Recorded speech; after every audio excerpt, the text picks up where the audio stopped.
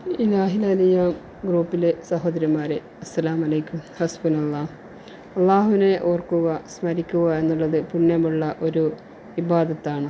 ദിക്റുള്ള എന്ന വാക്കിന് സ്മരിക്കുക, ഓർക്കുക, ധ്യാനിക്കുക എന്നെല്ലാമാണ് അർത്ഥം നൽകാറുള്ളത്. മനസ്സുകൊണ്ടും വാക്കുകൊണ്ടും അള്ളാഹുവിനെ ഓർക്കുക എന്നുള്ളതാണ് ദിക്റുള്ള കൊണ്ട് ഉദ്ദേശിക്കുന്നത്. മാലിക് ദിനാർ പറഞ്ഞിട്ടുണ്ട്, ഇഹലോകത്തിലെ ആളുകളായ സാധുക്കൾ ഇഹലോകത്തിലെ ഏറ്റവും വിശിഷ്ടമായതിന് എൻ്റെ രുചി അറിയാതെയാണ്, ഏറ്റവും നല്ലതിനെ ആസ്വദിക്കാതെയാണ് ഇവിടെ വിട്ടു പോകുന്നത്.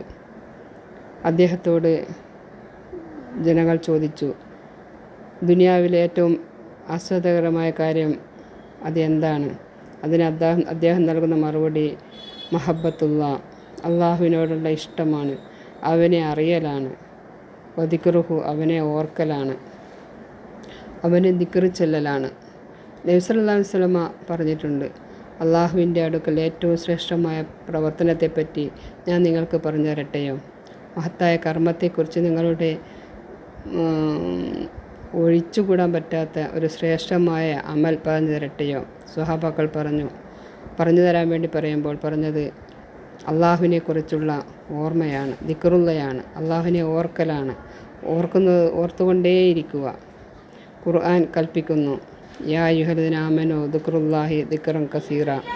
സത്യവിശ്വാസികളെ, നിങ്ങൾ ധാരാളമായി അള്ളാഹുവിനെ ഓർക്കുക എന്ന് അള്ളാഹു പഠിപ്പിക്കുന്നത് നമുക്ക് കാണാൻ സാധിക്കും.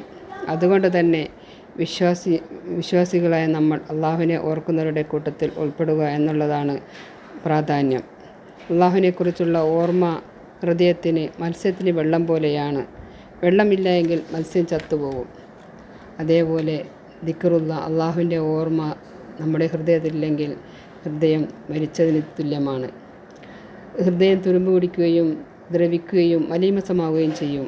എന്നാൽ ആ തുരുമ്പിനെ ഇല്ലാതാക്കുന്നതും മലീമസമല്ലാതാക്കുന്നതും അള്ളാഹുവിൻ്റെ ഓർമ്മയാണ്, ദിക്റ് ചൊല്ലലാണ്, ദിക്റുള്ളയാണ്.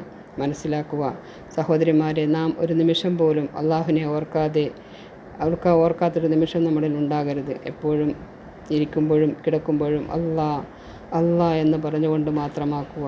പിന്നെ മുത്തുനബി പഠിപ്പിച്ച എല്ലാ സുന്നത്തുകളും ജീവിതത്തിൽ പകർത്തുകയാണെങ്കിൽ അള്ളാഹുവിൻ്റെ സ്മരണ നമ്മുടെ കൂടെ ഉണ്ട് എന്ന് നമുക്ക് ഉറപ്പിക്കാം. ചെരുപ്പ് ധരിക്കുമ്പോഴും വെള്ളം കുടിക്കുമ്പോഴും കറിയിൽപ്പെടുമ്പോഴും കറിയടുപ്പിൽ വെക്കുമ്പോഴും ഒക്കെ ബിസ്മി കൂട്ടിയാൽ അള്ളാഹു നമ്മുടെ കൂടെയുണ്ട് എന്നുറപ്പിക്കാം. ജീവിതത്തിൽ പകർത്തുക. അള്ളാഹു സ്വീകരിക്കുമാറാകട്ടെ. ആമീൻ യാ റബ്ബൽ ആലമീൻ. ഇന്നത്തെ ചോദ്യം, ആദം നബി അലൈഹിസ്സലാമിൻ്റെ നീളവും വീതിയും എത്ര? ചോദ്യം നമ്പർ 2, യഹ്യ നബിയുടെ മാതാവ് ആരാണ്? ചോദ്യം നമ്പർ 3, ആദ്യത്തെ വേദഗ്രന്ഥം ഏതാണ്?